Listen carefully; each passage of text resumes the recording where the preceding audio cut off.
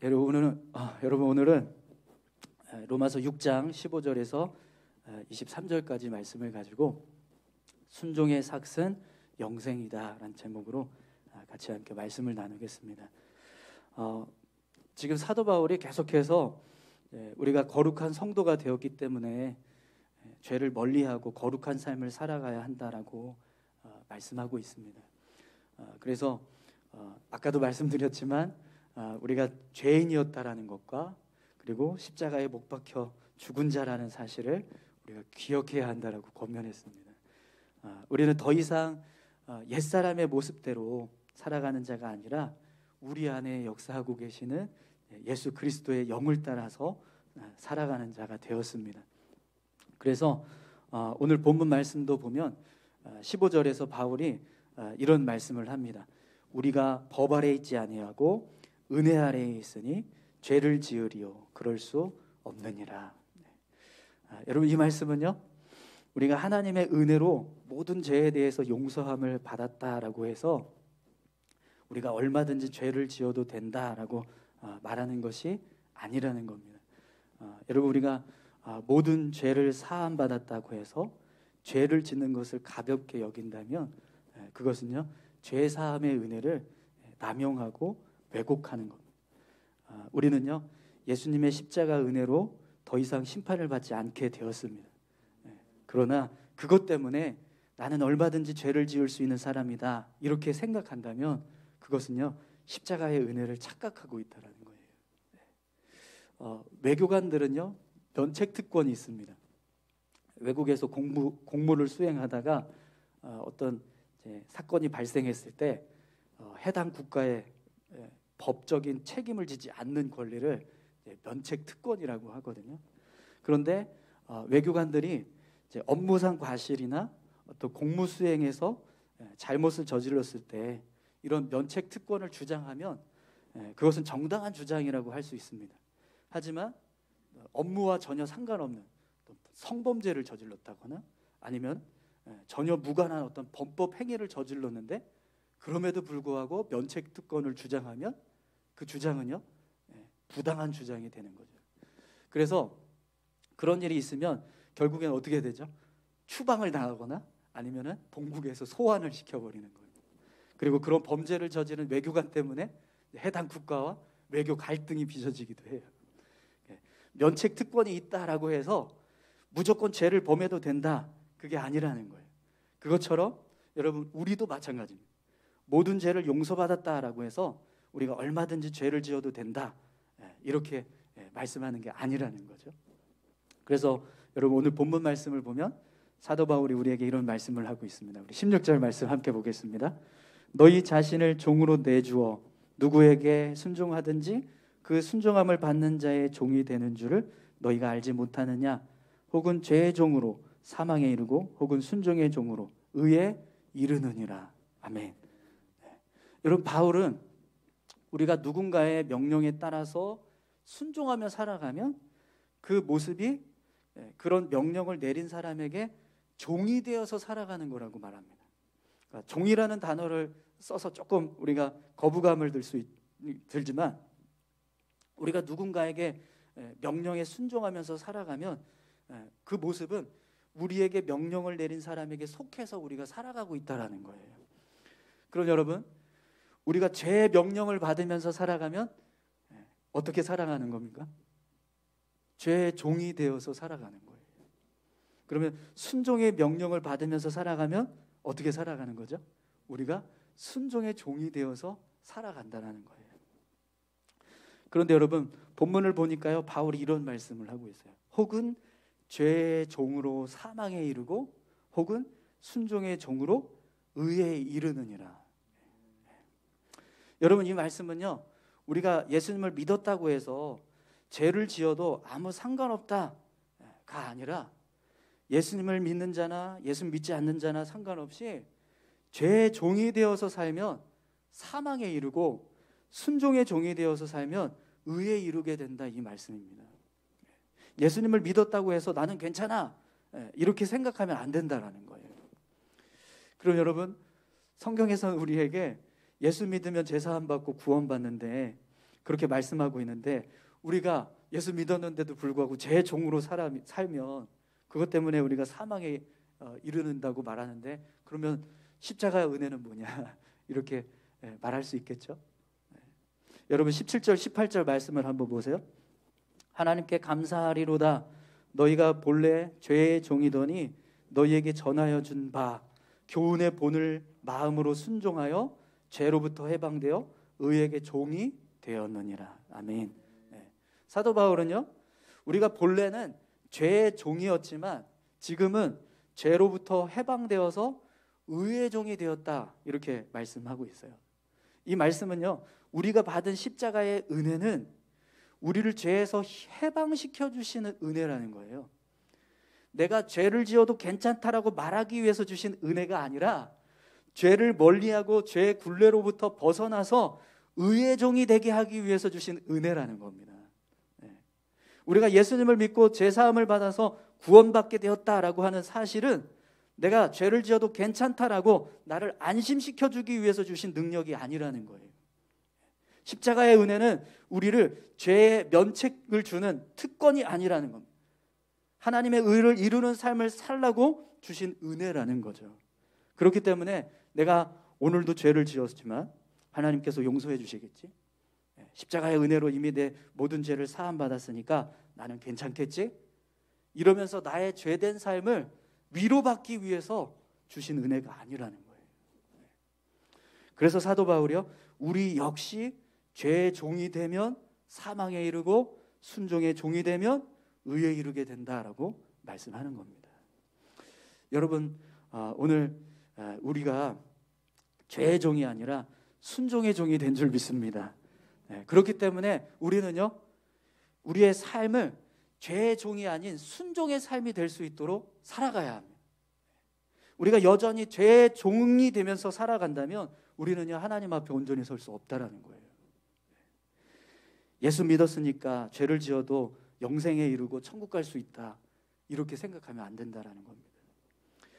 사랑하는 성도 여러분, 오늘 저와 여러분들이 죄의 종이 아니라 순종의 종으로 살아갈 수 있기를 축원합니다. 그럼 여러분, 우리가 죄의 종이 아니라 순종의 종으로 살아가려면 어떻게 해야 될까요? 오늘 본문에 보면 사도 바울이 우리에게 이런 말씀을 하고 있습니다. 우리 19절 함께 보겠습니다.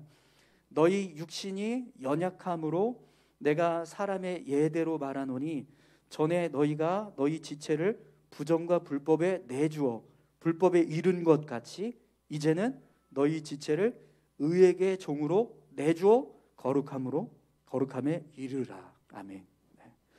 본문에 보면은요, 내주어라고 하는 단어를 지금 반복해서 쓰고 있어요. 그죠? 이 단어는 어떤 뜻이냐면 마음대로 하게 하다, 제공하다, 바치다, 드리다, 이런 뜻입니다. 그러니까 사도 바울은요, 우리가 죄의 종이 아닌 순종의 종이 되기 위해서는 우리 자신을 죄에게 바치지 말고 순종에 바치는 삶을 살아라, 이렇게 말씀하는 겁니다. 우리가 죄에게 우리 자신을 바치면 죄의 종이 되고요, 순종에게 우리 자신을 바치면 순종의 종이 된다는 거예요. 그럼 여러분, 여기에서 바치는 주체는 누굴까요? 나예요. 내가 나를 죄에게 드리는 겁니다. 아니면 순종에게 나를 드리는 거예요. 내가 드린다라는 거예요. 우리가 예수님을 믿으면 우리 안에 성령님께서 거하신다고 말씀합니다. 그렇죠? 그럼 여러분, 성령님께서 우리 안에 거하시면 우리가 어떻게 우리 자신을 죄에게 내줄 수 있을까요? 성령님께서 우리 안에 거하셔서 우리를 인도하고 계시는데 우리가 어떻게 죄에게 우리 자신을 내어주는 일을 할 수 있을까요? 불가능하지 않습니까? 그런데 실제로 우리가 삶을 살아가다 보면 어떻게 살아가죠? 죄에게 우리 자신을 내주는 일을 하면서 살아갑니다. 그럼 여러분, 왜 이런 일이 가능할까요? 성령님은요, 우리를요 강제로 이끌어 가시는 분이 아니십니다. 성령님께서 우리 안에 거하신다라고 하는 것은 성령님이 우리를 무조건 강압적으로 이끄시는 게 아니라 우리를 선한 길로 인도하시기 위해서 계속해서 우리 마음에 하나님의 선하심을 계속 부어주고 계십니다. 여러분, 우리가 만약에 성령님에 이끌려서 그냥 강압적으로 막 이끌려 살아가는 사람이 되면 그거는요, 예수 믿는 로봇가 된 거가 똑같은 거예요. 우리 안에는요, 우리 스스로 모든 것을 결정할 수 있는 자유의지가 있습니다. 그래서 성령님은요, 그것을 존중해서 우리가 선택할 수 있도록 하신다는 거예요. 그럼 성령이 하시는 일은 뭘까요? 내 안에서 무엇이 죄인가, 무엇이 의인가, 무엇이 하나님이 기뻐하시는 일인가, 무엇이 하나님께서 싫어하시는 일인가, 이걸 계속 우리에게 알려주신다는 거죠. 그리고 우리가 하나님이 기뻐하시는 일을 선택할 수 있도록 계속해서 마음을 주시는, 우리 그걸 선택하게 하는 거예요. 그래서 바울이 우리에게 이렇게 말씀합니다. 전에 너희가 너희 지체를 부정과 불법에 내주어 불법에 이른 것 같이 이제는 너희 지체를 의에게 종으로 내주어 거룩함에 이르라, 이렇게 명령하고 있습니다. 우리가 이렇게 거룩함에 이를 수 있도록 내 자신을 의에게 종으로 내주라고 그렇게 말씀하고 있어요. 우리가 예수 믿기 전에 부정과 불법에 우리 자신을 내주는 삶을 살았지만 이제는 예수님을 믿고 거룩한 하나님의 백성이 되었으니 의에게 우리 자신을 내주는 삶을 살아라라는 거죠. 여러분, 우리가 삶을 살아가다 보면 눈에 띄는 죄가 있어요. 물건을 훔친다든지 아니면은 어떤 사람을 해친다든지 이렇게 공권력에 의해서 또 처벌을 받게 되는 죄가 있습니다. 그러면 그 죄들은요, 어떻게 하죠? 짓지 않으려고 스스로 삼가하면서 살아가요.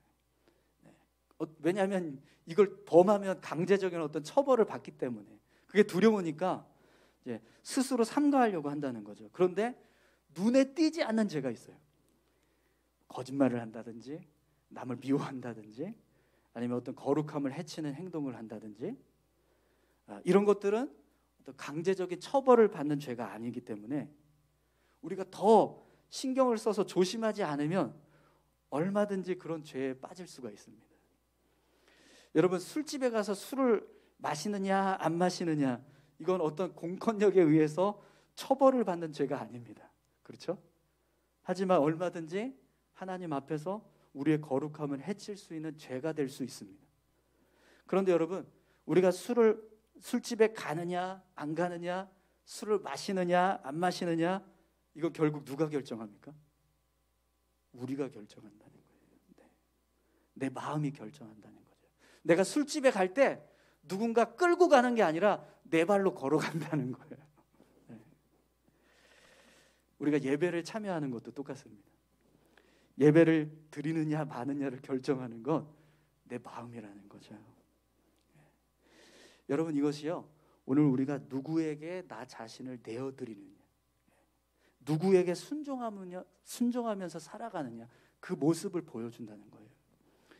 사랑하는 성도 여러분, 우리의 인생은요, 누구에게 순종하느냐에 따라서 달라집니다. 평생 죄의 종이 되어서 살 것인가 아니면 하나님의 종이 되어서 살 것인가, 여기에 따라서 우리의 인생이 달라져요. 그리고 이것을 결정하는 것은요, 우리의 마음에 달려 있습니다. 오늘 저와 여러분들이 죄에게 내 자신을 내어주는 자가 아니라 의에게 나 자신을 내어주는 자 다 되시기 바랍니다. 높은 뜻 정의교회에 오대식 목사님이라고 계시거든요. 이분이 설교 시간에 이런 이야기를 하신 적이 있어요. 일본에서 목회를 하실 때 한 교회에서 설교를 하게 되었는데 예배 중에 남성 중창단이 특송을 하는 순서가 있었답니다. 그래서 찬양 시간이 되어서 이제 이 찬양을 하기로 한 남자 세 분이 앞으로 나오는데 깜짝 놀랐답니다. 왜 그러냐면 그들이 야쿠자였거든요. 큰 체구에 걸어 나오는 포즈도 그렇고 또 입은 옷도 그렇고 팔과 목에 새겨져 있는 문신도 그렇고 막 뭔가 위압감을 느끼는 그런 모습이었다는 거예요. 그런데 찬양이 시작되면서 이 목사님이 깜짝 놀랐답니다. 너무 목소리가 좋아가지고 너무 아름답게 찬양하는 그 모습에 다시 한번 깜짝 놀랐다는 거예요. 그래서 그 모습을 보면서 눈을 감으면 은혜가 되고 눈을 뜨면 시험이 되고 이런 상황이었다는 거예요. 네, 찬양을 마치고 나서 이제 그 중에 한 분이 간증을 짧게 하더랍니다. 네, 그분이 나와서 우리에게는 세 가지 공통점이 있습니다 이러면서 간증을 하더래요. 네, 하나는 다 야쿠자였다라는 거예요. 자기들이 다 야쿠자 출신이었는데, 또 하나는 다 아내가 한국 아내였다는 겁니다. 예수님을 믿는 한국 아내들 때문에 자기들이 결국에는 이제 예수님을 믿게 되었다는 거죠. 남편 위해서 막 금식하면서 열심히 기도하니까 결국에는 우리가 예수님 믿게 되었습니다 이렇게 간증을 하더랍니다. 그리고 세 번째 공통점을 얘기하는데요, 그들이 다 같이 왼손을 이렇게 앞으로 내밀더래요. 근데 사람들이 모두 다 깜짝 놀랐습니다. 왜냐하면 모두 새끼손가락이 다 없더랍니다. 일본 사람들은요, 그 의미가 뭔지를 알기 때문에 그 모습을 보자마자 숙연해졌대요. 왜 새끼손가락이 없냐면, 이들이 예수님을 믿고 이제 구원의 은혜를 알게 돼서 중간 간부, 야쿠자 중간 간부였는데 이제 두목한테 가서 이렇게 계속 생활할 수가 없으니 이제 조직에서 우리를 좀 빼달라 이렇게 간청을 했답니다. 그런데 이 두목이요, 농담인 줄 알았대요. 예수 믿고 구원받아서 살다 보니까 지금 우리가 하고 있는 일이 하나님의 뜻과는 어긋나는 것 같습니다. 그래서 우리가 나가려고 합니다. 이러니까 얘네가 정신이 나갔구나 이러면서 농담인 줄 알았대요. 근데 정말 진심을 담아서 그렇게 얘기하는 걸 보고 결국에는 모든 조직원들을 다 모아놓고요, 그 사실을 발표했답니다. 그리고 손가락을 그 자리에서 다 자르고 그리고 나왔다는 거예요. 네, 이 이야기를 하면서 오대식 목사님이 성도들에게 이런 질문을 했습니다. 여러분은 예수님을 믿고 따르기 위해서 무엇을 잘라내었습니까? 평생 죄의 종으로 살 것인가, 아니면 하나님의 종으로 살 것인가, 우리가 선택해야 한다는 겁니다. 여러분, 사도 바울이 오늘 본문에서 우리에게 이런 말씀을 하고 있습니다. 20절에서 22절까지 말씀을 보겠습니다. 너희가 죄의 종이 되었을 때에는 의에 대하여 자유로웠느니라. 너희가 그때에 무슨 열매를 맺었었느냐?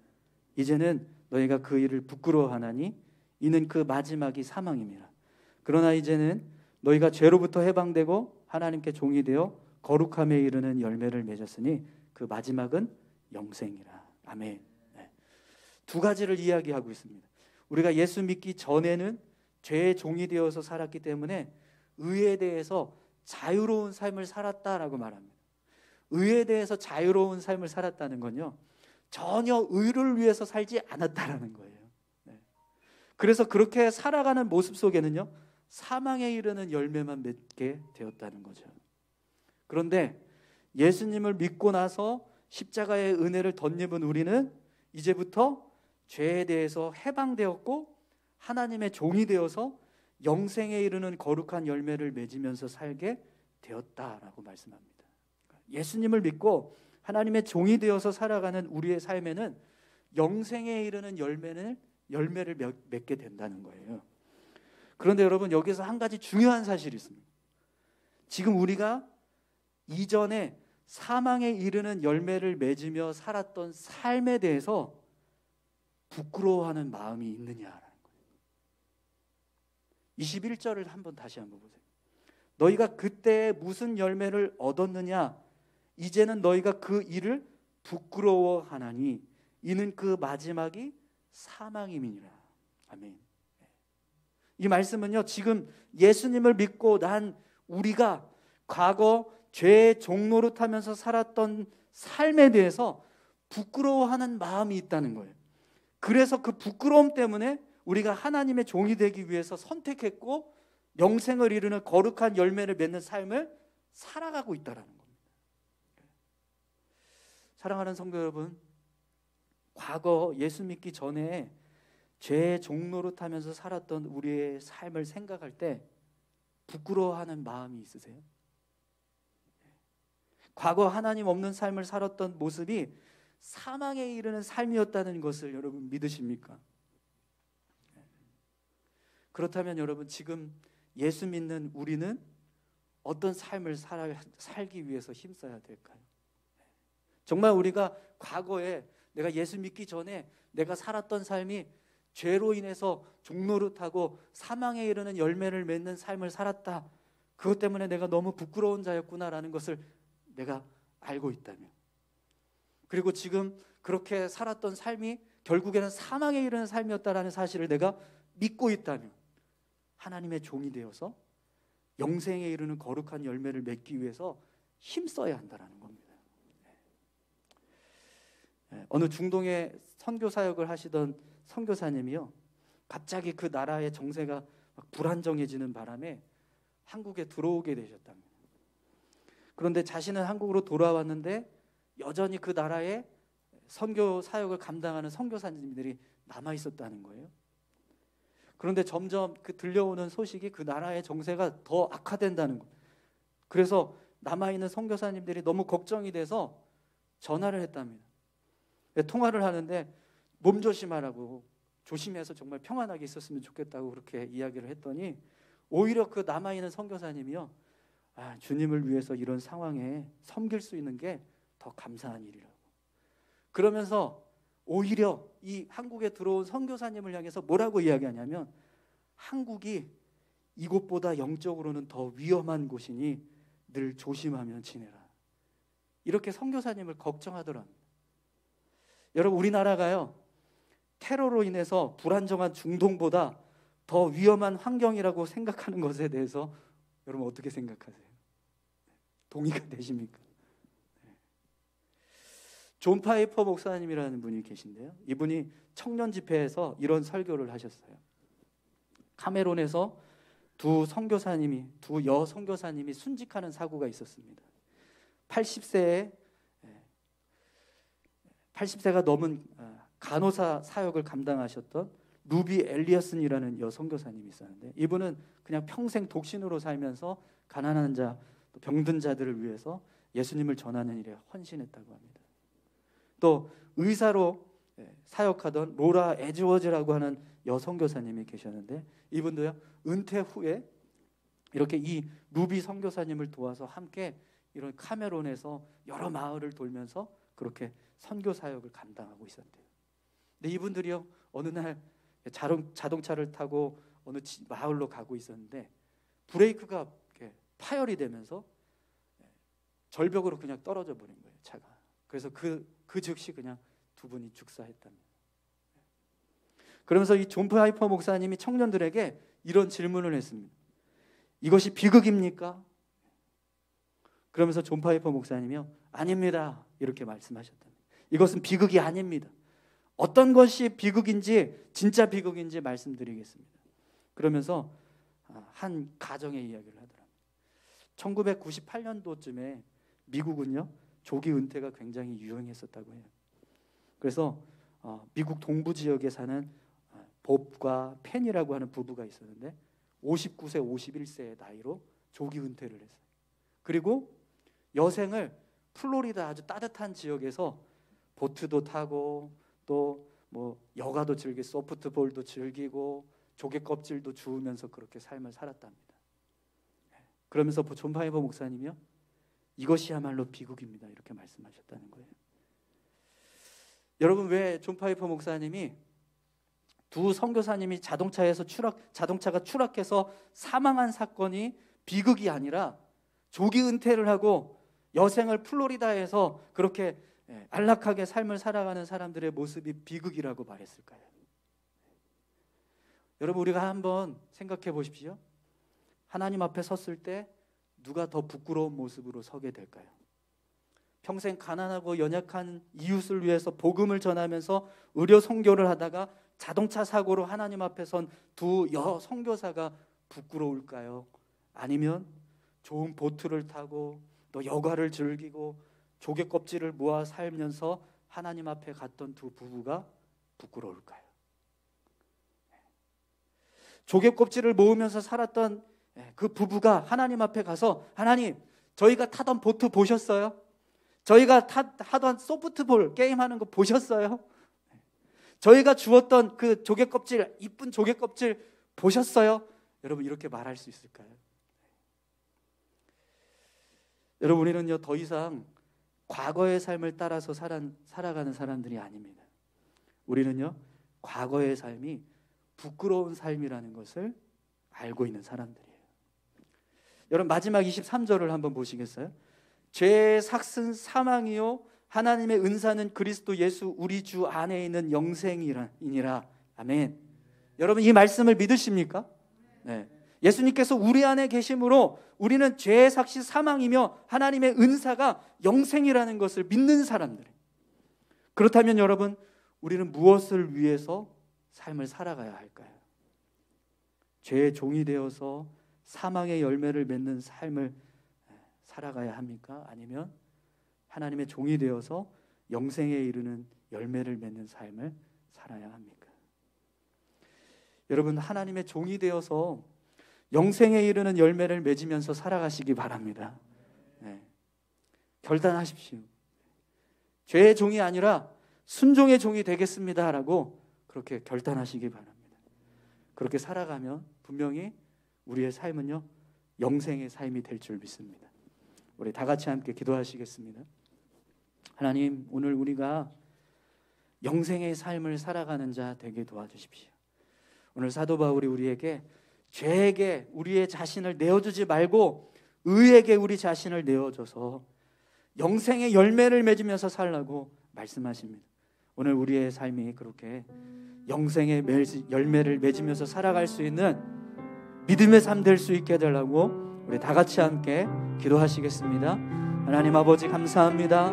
오늘 우리가 살아가고 있는 모든 삶의 모습이 하나님 과거에 죄악된 모습에 속해서 살아가는 것이 아니라 이제는 예수 그리스도 안에서 영생을 얻은 자로서 의의 열매를 맺으면서 살아가는 자임을 믿습니다.